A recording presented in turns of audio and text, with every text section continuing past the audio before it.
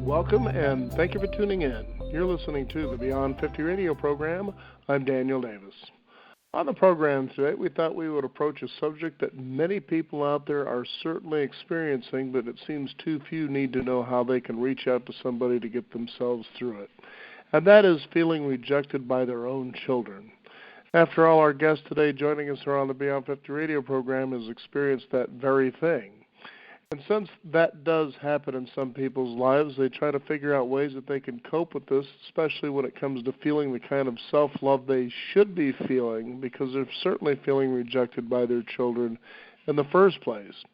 So she's going to be sharing with us how you can offer compassion and help for parents with estranged children, and we'll go over 6 ways that a person can practice self-love to build inner strength and emotionally heal. I'd like to welcome to the Beyond 50 radio program today. Our guest is going to be joined and share with us this very thing, Sherry McGregor. Sherry, thank you for being back on the program today. Good morning, Dan. Thank you so much for having me on. You bet. Now, you created a lot of this, from my understanding, by getting insight from more than 9,000 parents who have experienced what we're talking about here today. Let's talk about what's going on here. Sure. There were 9,000 who I had either spoken with or heard from, etc., for the book. Since that time, I don't even know how many. I mean, there's been over 35,000 who have answered my survey, and approximately 70,000 visit my website every month, and a lot of them correspond in those peer support forums. So thousands and thousands at this point. And I was really excited to hear that we were going to do this self-love topic because, until we really approve of ourselves and appreciate who we are, it's not until then that we can really be truly authentic in our outside relationships and have them be equitable and loving, and relationships that are balanced and not always seeking the approval of somebody else. And when it comes to parents who have been rejected by their children, their self-esteem has taken such a huge hit that they can get into these habits where they just play and replay events that have occurred, the bad times with the adult child, whether that means verbal abuse or fights or just the ignoring even, or the times when maybe you were just put aside and ignored. So, to foster a more self-compassionate outlook really helps. And one way to do that, I guess we're just going to get right into it, is to kind of be present and realize what your thinking is doing. So we can get into that rumination mode where we're going over all these things and asking that question, why did this happen, and magnifying every mistake. And so much so that we're not even present as we're doing things. And when our mind wanders, there's even been studies recently that show that the wandering mind leads to a negative mood. And no doubt this is probably more prevalent with people who have suffered something so traumatic as having an adult child we love reject us. So then that, you get into this negative mood, and increases the tendency for the mind to wander even more, for more rumination, and then it digs this sort of groove and forms a habit that reinforces itself. And it's just not healthy, especially at a time when we're feeling so very low. So one of the first things is just, be aware of it. Just be aware of it and take note. So to be present in that moment, so that you can figure out, wait a minute, what am I saying to myself? I'm being my own worst enemy, when really it's helpful to try to be your own best friend. And I don't know if you knew this, Daniel. These negative thinking and self-talk are even detrimental to our physical health because they create stress responses in the body, and it's just so it's double and triple whammy. So it's just not good. Now, when it comes to the 6 ways, let's talk about how these were created and how they actually work. Well, it's kind of funny because I had written an article last Valentine's Day, and I did include these 6 ways. And one of the ways is just to be self-compassionate and kind with yourself. And I want to talk about self-love.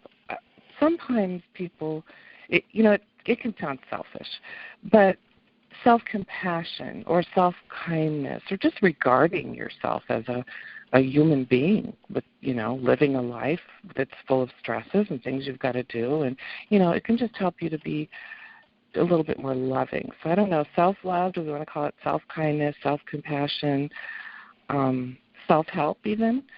But just being more compassionate with yourself has a positive effect on your health and well-being, and starting with that awareness of your self-talk, then recognizing how you are. Just the act of recognizing how you talk to yourself, what you say, where your thoughts are going, is an act of self-compassion. And it can help us to see the whole picture versus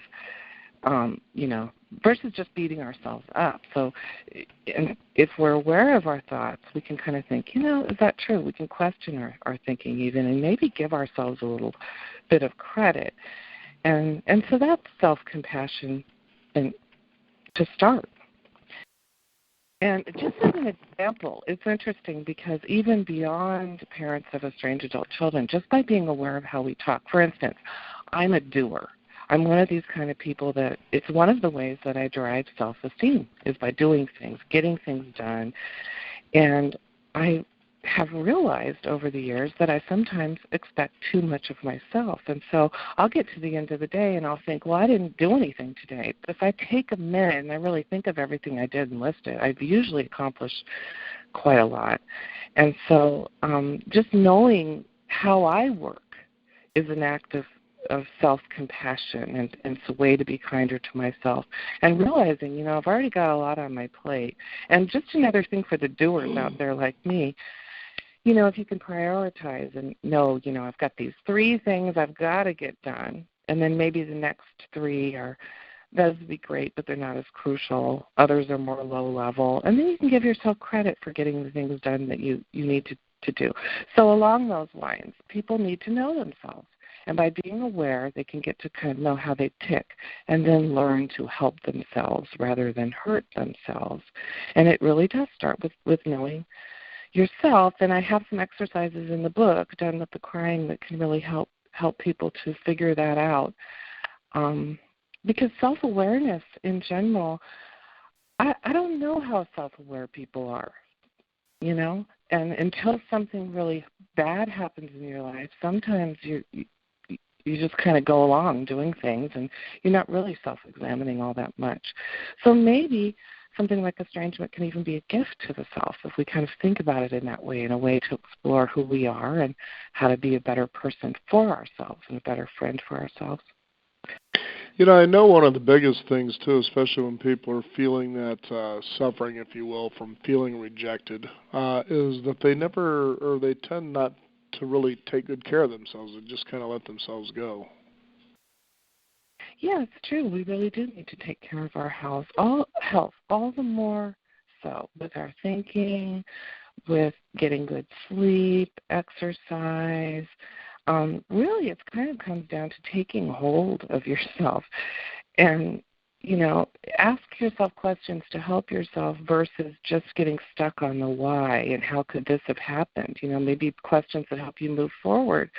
So how can I keep up my strengths? Might lead to thinking, well, I could eat a little bit better. I could make sure that I get good sleep. I could prepare my bedroom even to get good sleep. And I'm focusing on sleep because sometimes there's a lot of anxiety and stress that goes with estrangement, and sleeping is one thing. We lay down in bed at night and then our minds can fill with all sorts of trouble. So, but just taking hold of yourself.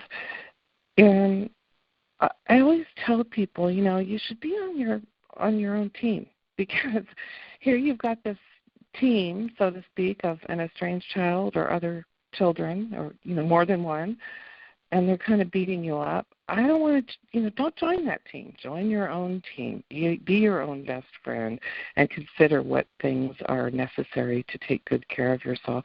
It kind of comes down to also thinking of yourself like you might take care of another person. Like if you had a young child who had suffered a rejection at school or bullying or something like that, you might give them a hug. You might even give them a treat or something like that, you might treat them extra kindly in ways that maybe aren't going to be better for the long run at first. But then there comes a time when you would have to take that child by the hand and sort of lead them back out into living.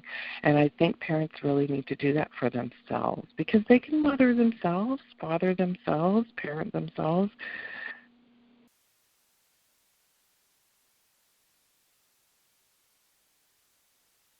Now, you say by remembering their own strengths or examples of others during times of adversity that a lot of times that actually helps people. Yeah, it does. It does help people, because most of us, by the time we have a excuse me child who has estranged us, we're old enough to have gone through probably some stressful situations in our lives, and we got through them. And for one thing, pat yourself on the back. So I just had my birthday, and I'm like, hey, I'm proud of that. I'm here still. I'm standing. And if we can kind of learn from those experiences and think back, well, I got through that. I'm going to be okay now. Have a little faith in yourself, and even consider what were the things that helped you at the time. What were the things that hurt you? Then maybe you can handle this situation in a loving way to yourself, and maybe even, improve quicker, just take better care of yourself. We also might think about other people.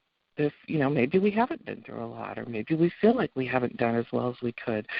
There's other people in our circle of friends who maybe have done well. Maybe Aunt Dorothy, who was widowed and raised 10 kids alone, or Uncle Phil, who got through an accident and an injury that required a change in careers.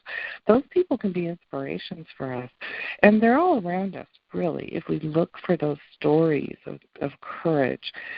And if we don't have them in our own circle of friends, we can look outside of ourselves, outside of our little circle, and look to historical figures. I mean, here in the U.S., people went through the Great Depression and lived through it. And, sometimes reading stories of people who have overcome obstacles in their lives can just be so inspiring. And I'm really fortunate because I hear from parents every day who really are courageous individuals.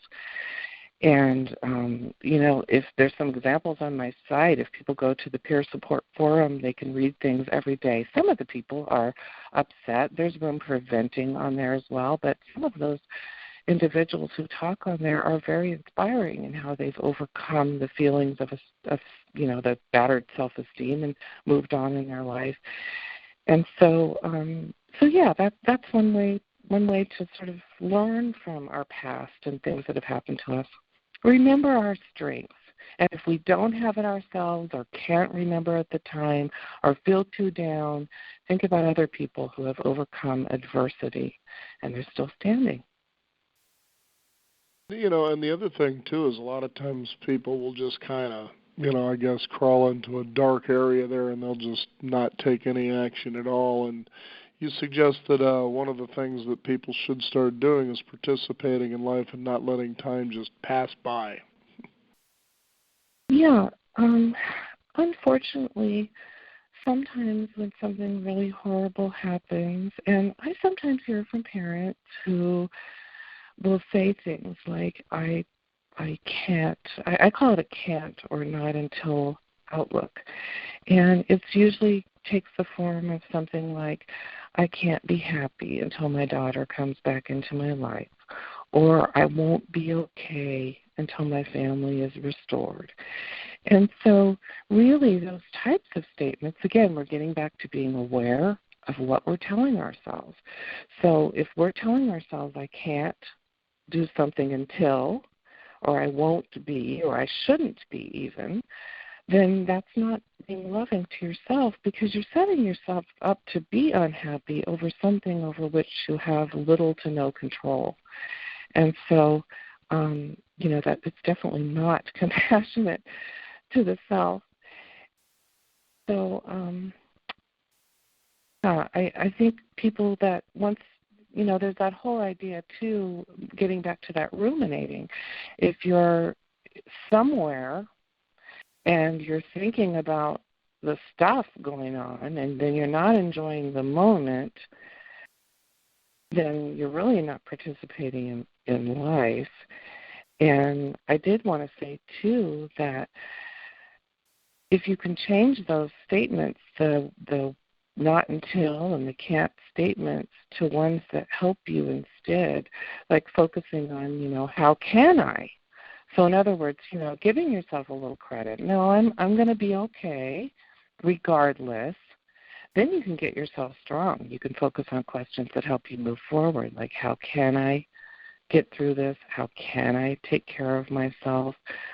What will I do right now that is a good thing for me? And people can start really small. It doesn't have to be, we're not going to make ourselves overnight.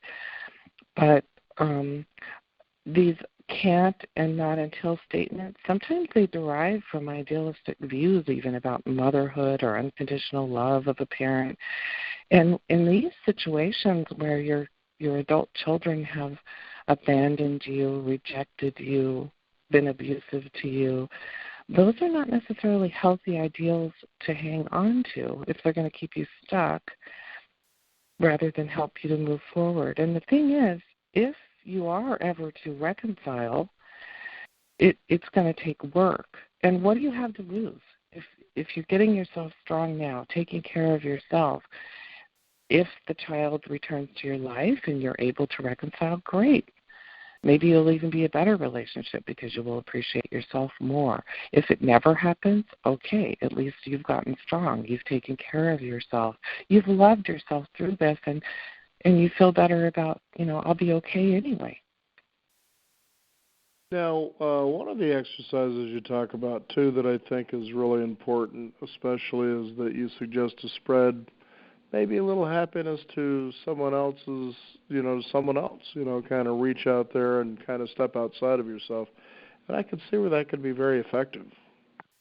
Yeah, there's that old thought about getting the focus off of yourself and thinking about other people. And there have been studies that show that if you have happy friends, you are happier yourself, and then it spreads to other people.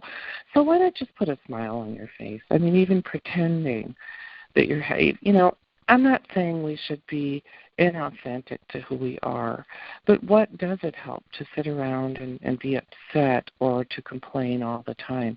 There are things that we can be thankful for, and then to focus on, maybe I want to make that person smile. Maybe even just, I'm going to go grocery shopping today and I'm going to smile at people and see what you get back. So it can be something as simple as that. It doesn't necessarily have to be focusing on a large volunteer program or anything like that, although that's good too. It's always good to focus on something you can do good in the world can then raise your self-esteem.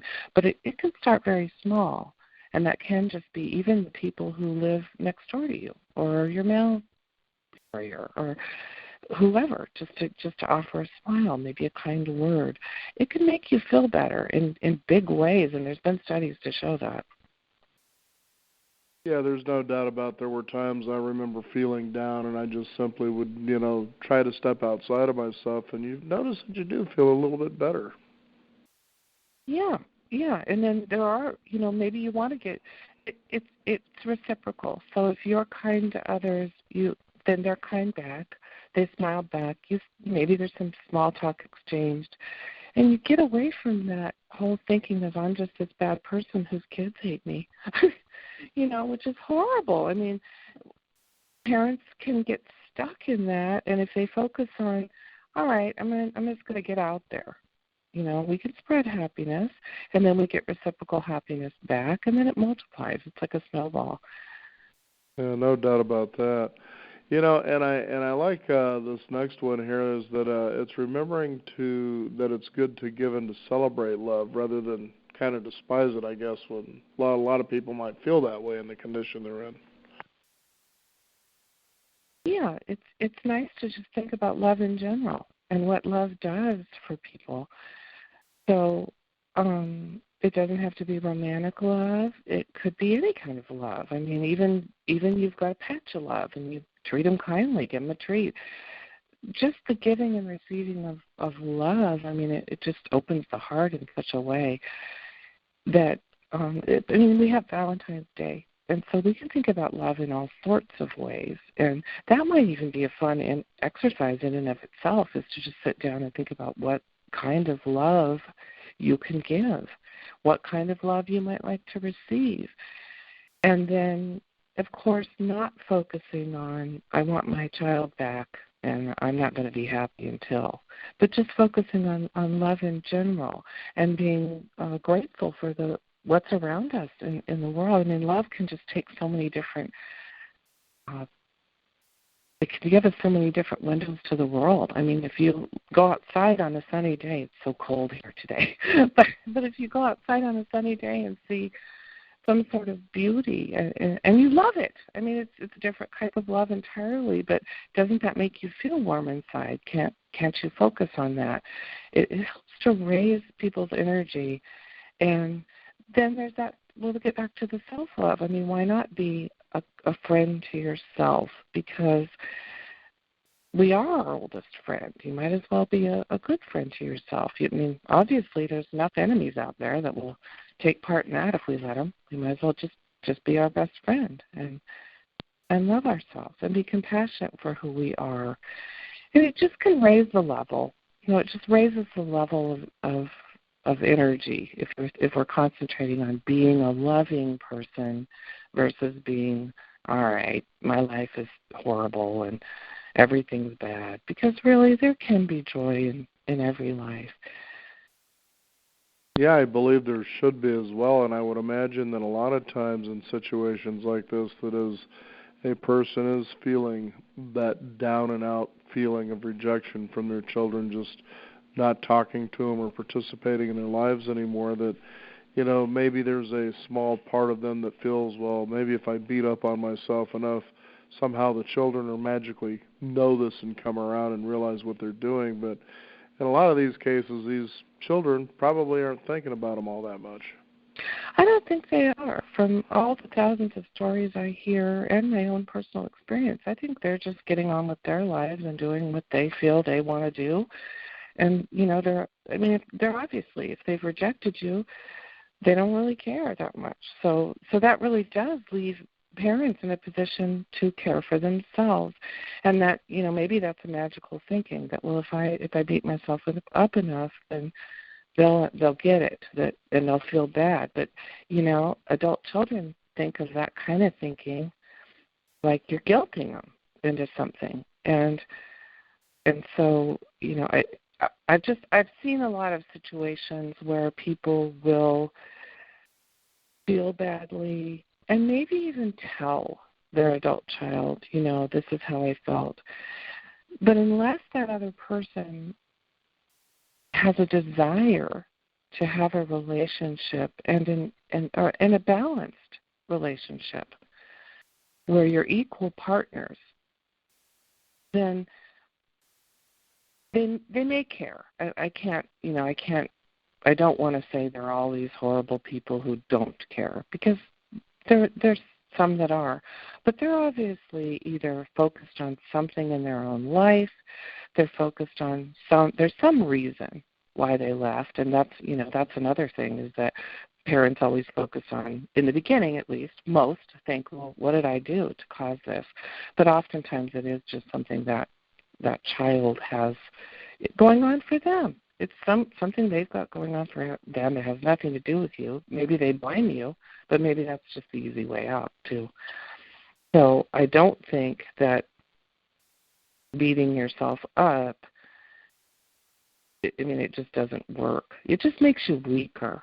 And like I said, you might as well just be your own best friend here, because 99.9% of the time, at least the parents I talk to, they're just regular, good people. They've tried to do their best. They've done good in their lives to the best of their abilities. And there's enough people out there to beat you up. Also, I do wonder about that. If you walk around with that mentality that, I'm just going to beat myself up, if maybe you don't just invite other people to beat you up too. Yeah, I would say so. Yeah. And like we were saying earlier, with the time that you have, why bother wasting time that way when there's so much more good that you could be doing for yourself as well as for others? Yeah, life, we do have a finite number of days. We don't know what they are, but why waste them? Doesn't make much sense, does it? It certainly doesn't, Sherry. It's always a pleasure to have you on the program. Is there a website, and I know there's also an article people can read about what we're talking about here today, where people can go and find out more about that? Yeah, it's rejectedparents.net, and I will link, like I said, this article was written for 2019 Valentine's Day, but I'll relink it to the front page so people can get to it. And there's some other items in there. That article actually, I can just say, was kind of a self-compassionate move toward myself, because I feel an intense pressure to help. And since I have this website out there, I will write articles on holidays and try to put new material out there to be helpful to parents. I was busy. I didn't have time. I don't remember what was going on at the time. But this particular article, which is How Do I Love Me? Let Me Count the Ways, and then I give the 6, relies on 6 previous articles I'd written. And so it was an act of self-compassion to me. And a lot of times people who come to the site regularly, they haven't gone back and looked at all the articles anyway. But some of those link to other articles there that can help. One of them has a link to a self-care assessment that people can do that I devised that can help them just to take a look at if they are taking good care of themselves and kind of rate their current progress or how they're doing now. And then it's good to go back to that and look later, and it has ways to sort of take yourself by the hand. And again, we're talking about awareness, so they can see, oh, I'm letting that slide, or I haven't been participating in life, or I have been getting too stuck in that thinking, or I haven't been eating right, or so that can be another tool that's there. And I will link that article to the front page so people can get to it more easily. Well, very good. Any final thoughts for our listeners out there, especially with Valentine's Day coming up? I guess just love yourself. If you don't have somebody that's going to get you a Valentine gift, get yourself one. And then like we were talking about, maybe think about someone else that you could get a little Valentine for that maybe is lonely. Just spreading happiness and spreading love is a good thing and makes us feel good, so then it becomes an act of self-compassion. Absolutely. Sherry, thank you so much for being on the Beyond 50 radio program. Always a pleasure. Thank you, Dan. We want to thank you, the listeners out there, for joining us. You can discover more at beyond50radio.com. That is the number 50. We do encourage you to sign up for our weekly e-newsletter to keep up to date with what's going on in the world of Beyond 50 as well as our upcoming shows. I'm Daniel Davis. Thank you for joining us. This is the Beyond 50 radio program. And remember, live your day past halfway.